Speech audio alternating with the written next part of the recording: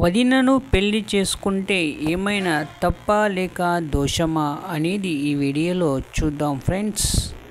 ఇది ఒక కొత్త కథ దొరికింది మనకు గూగుల్లో.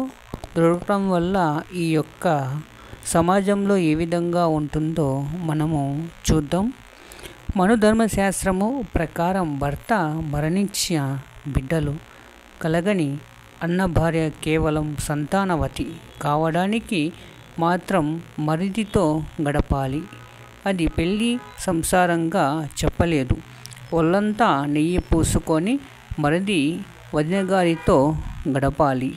వందల ఏళ్లుగా తెలుగు హిందూ కుటుంబ సంప్రదాయాలలో వదినగారిని తల్లి తరువాత తల్లిగా గౌరవ స్థానం కల్పించడం వలన ఏ పరిస్థితుల్లో ప్రభావం వలననైనా వివాహం చేసుకొనుట ఇరువురి మనసులలో ఒక దోషంగా నిలబడుతుంది. సమాజ పోకడలో కూడా వారు ఉండలేరు, అంగీకరించరు. సమాజం కూడా మనసులో శంఖం వేటాడుతూ ఉంటుంది. ఇదొక గౌరవ ప్రధానమైనది కాదు.